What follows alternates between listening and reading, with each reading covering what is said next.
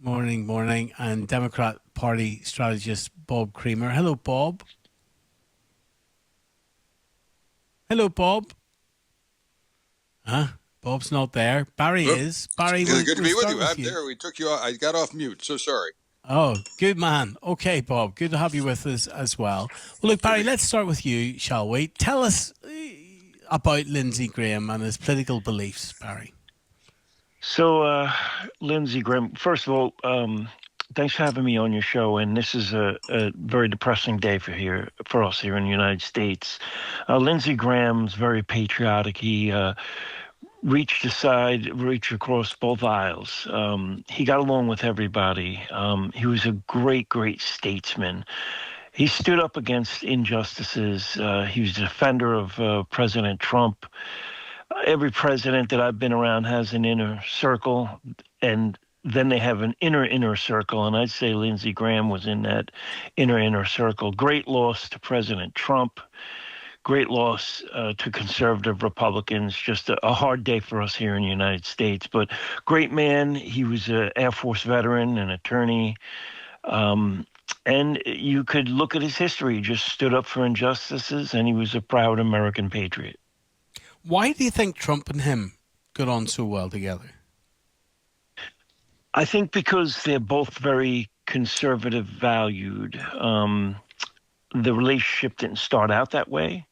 They were opponents. I think at first they didn't like each other, but the relationship grew, and they become very, very tight to the point Senator Graham zealously protected President Trump. And presidents need that. Presidents need a wingman. They can't do it alone. They have people that are by their side that they trust. I would say Rubio is right up there with Graham. Is another guy. Scott Brissett, Secretary of Treasury. These are in the inner circle of President Trump that I can see. So as you can imagine, losing like your best friend. And Trump's press conference, I've heard him on the radio and over the phone. He sounds distraught, and we don't usually hear President Trump like that. So I know this hurt him. I know that I'm not happy about it. And I guess I could sum up Mr. Graham as like unfinished business. He was so energetic and on the cutting edge of everything politically. He just came back from Ukraine hoping to work out the dilemma over there and just cut short instantly. And we're all going to suffer for it. Yep. What are your thoughts, Bob? Well, I do agree completely with your guest there that he was a very close associate of the president's, President Trump, and I'm sure, and I don't want to say anything particularly negative about him on the day he passed, except that he was very conservative and very hawkish on foreign policy related questions, which I think is not really in tune with the American voters.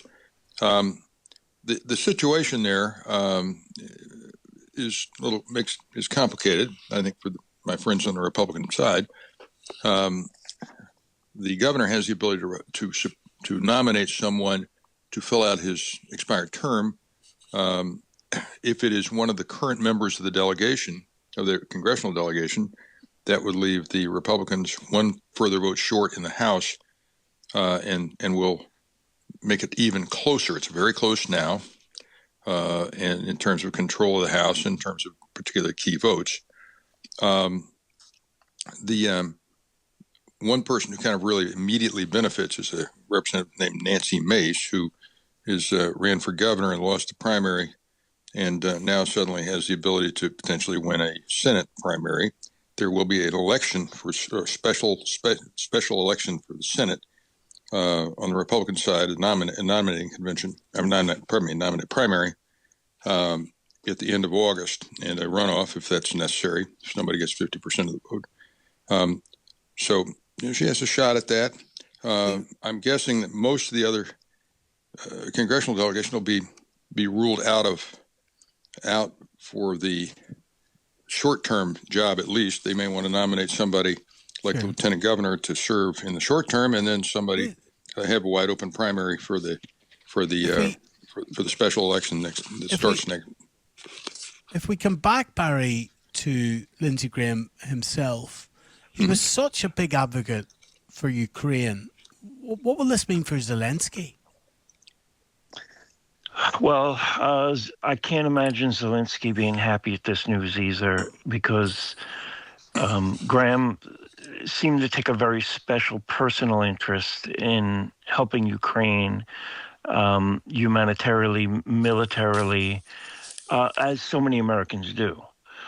So we remember the blowout at the Oval Office with Zelensky and Trump, and I think Graham kind of was effective in ironing that out and getting them back together, as I kind of predicted would happen. But I think without that piece, that Lindsey Graham piece in the middle there, and negotiating and getting to where we are today, we might not be where we are today with Zelensky, the friendship, the bonds. Maybe that blowout had to happen to get closer to Ukraine the way that we are now. But I really credit Lindsey Graham with all of that, and then just being there a day before the man dies. He is there advocating for this great ally of the United States, and it's hard to talk about for me just to watch this, because he wanted to get this done. He wanted to get the Save America Act done as well. How, Bob Creamer, will you remember him as a politician?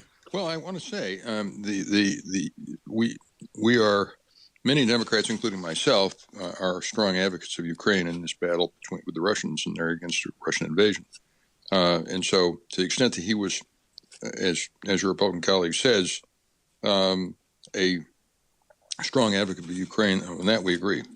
I think we'll have to remember him, at least on our side of the aisle, as a very, very conservative person who is in favor of Trump virtually at any, at the expense of democracy. The SAVE Act is a good example. This is a proposal for your English audience that would make it harder to vote, substantially harder to vote, and disenfranchise lots and lots of people. It's peddled as a voter ID bill. It's not that at all. We're going to have to leave it there. We're going to have to leave it there, Bob. We're out of time, but thank you very much to you, Bob, and to you, Barry. Thank you. Thank you. Thanks, Steve.